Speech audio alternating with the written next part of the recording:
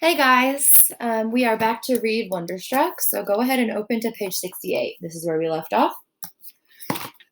All right, now we've been introduced to both characters. We've been introduced to Ben, and we've been introduced to Rose. We don't know a lot about Rose so far. We do know that she lives in Hoboken, New Jersey, and the timeline is 1929. Just kidding, 1927. And she lives right next to the Hudson River. She looks across. She is involved or knows or is obsessed with this character or actress. Let me turn back to the very beginning of her pictures. What's her name? There we go. Lillian Mayhew. She's got a ton of pictures of her. She's cutting this picture out of a magazine right now. She hears a car coming to her house. It's a person that has a book, a man that has a book. It says teaching on the top of the book, and she's writing a note that says, help me. She escapes out of her home, her top floor window, goes down the tree, and she's running with the note, okay? All right, we are on page 28.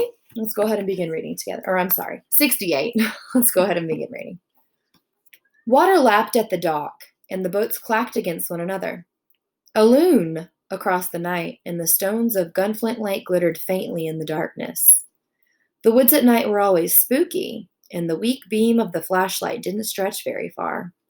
Ben kept moving towards his house, where the one glowing window beckoned, staring back through the darkness like an unblinking eye.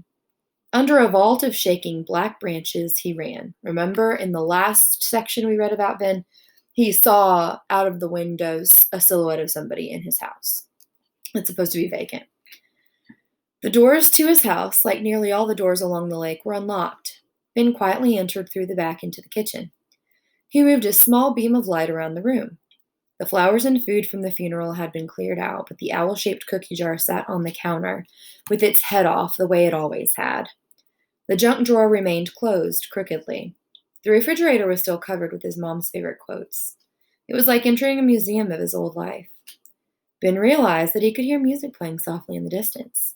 He turned his head to hear it more clearly, and a chill went down his spine. This is Major Tom to ground control. I'm stepping through the door, and I'm floating into a most peculiar way. And the stars look very different today, for here I am I, sitting in a tin can far above the world. Ben heard footsteps. He turned his good ear towards the direction he thought the sound was coming from. Somewhere near his mother's room, he guessed. Ben had never really believed in ghosts, although some of the stories his mom had read to him when he was younger had kept him up at night. He tiptoed slowly down the hall to his mother's room, the blood pounding in his head. A faint smell of cigarette smoke grew stronger as he got closer. Ben paused in the hallway, dizzy with fear. You shouldn't be such a turtle. He inched closer until he was right outside her door. He turned off the flashlight and put it in his back pocket. The door was open a crack, and he could see the framed Van Gogh print, a big black tree and swirling night sky with golden stars. A shadow moved across the room. Ben thought about the shooting star and the impossible wish she'd made. With a trembling hand, he'd slowly pushed open the door. All right, we are moving on to the picture narrative with Rose. Let me fix my screen. All right, she's crawling through that hole in the gate. She's running to the river, the Hudson River, with her note that says, help me. She's folding it. Remember, she's making a boat.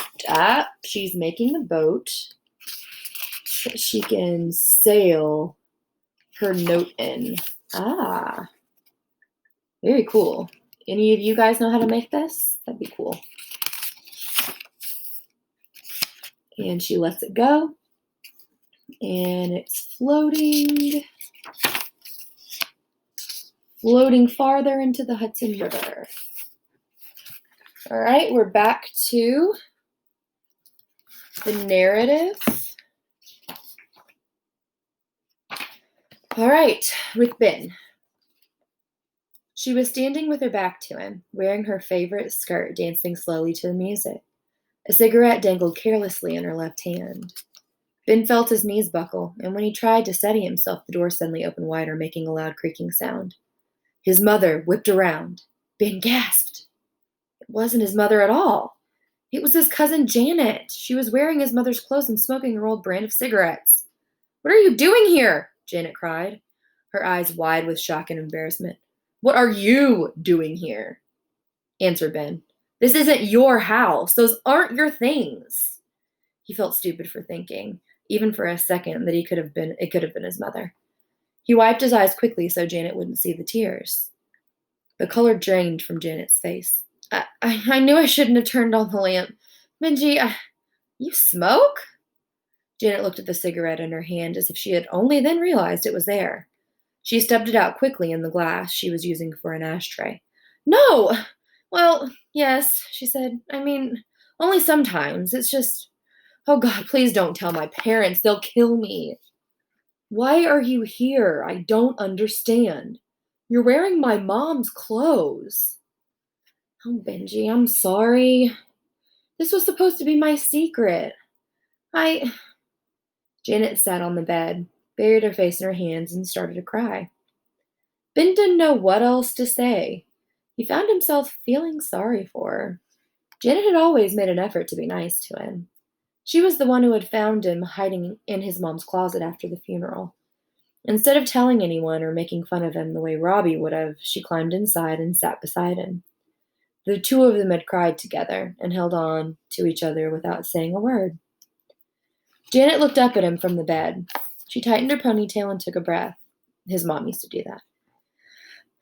Benji, I know this is your mom's room. It's just... She paused and reached around to the back of her neck, unclasping a silver locket and placed it in the jewelry box. Ben had never seen the necklace before, but then again his mom had never worn much jewelry. A tin coffee can sat on the bed. Janet opened it and handed it to Ben. I found this. I thought you might want it. The coffee can was filled with cash. It had been his mom's rainy day fund. Ben handed it back to Janet. That's probably a lot of money, Ben. You should keep it. He shook his head and pushed the can towards Janet, who set it down on the bed. She picked up her own clothes. I'll go change in the bathroom, she said nervously. After she left, Ben looked around the room in a daze. It was just the way he remembered it. The desk with his mom's papers, her bed, which still had her indentation in it, and the piles of library books on her nightstand. He should probably return those, he thought. His mom would have been unhappy knowing she had overdue books. Benji? Ben jumped at the sound. You okay? Janet was now wearing a pair of cut-off jeans and a light green t-shirt. Ben nodded absently. Janet had let down her hair and tucked it behind her ears. She put the cigarette in the middle drawer of the dresser and hung the clothes she'd been wearing back in the closet. She replaced the lid of the can full of money and put it on the top shelf of the closet. Come on, Janet said. Let's go home. I am home. I know. I'm sorry. I mean, come back to... No. What? I'm staying here. Janet looked worried. I don't think that's a good idea. Ben just stood there, rooted to the spot. Ben, you're sort of scaring me. Don't you think... I'm not going to tell your parents. What? I said I'm not going to tell your parents you were smoking. Just let me stay here for a while. I'll come back later. You promise? Ben nodded. And you really won't tell on me? No. Janet straightened her shirt. I owe you a favor then. Anything you want. There was a lingering moment of silence before Janet said, We all miss her, you know. Ben nodded. There was a lingering moment of silence before Janet said, We all miss her, you know. Ben nodded. Don't stay too long, okay? A storm's coming. Okay, I just read pages 86 and 87 with you guys. The interaction with Ben and his cousin, okay? So I want you to go to your slide that's right after this video, and it's going to ask you, what can we tell about Ben from the interaction he just had with his cousin? What can we tell about him as a character from the exchange he had with Janet as he found Janet in his mom's room, okay? Go ahead and answer that, and there'll be another video on the next slide.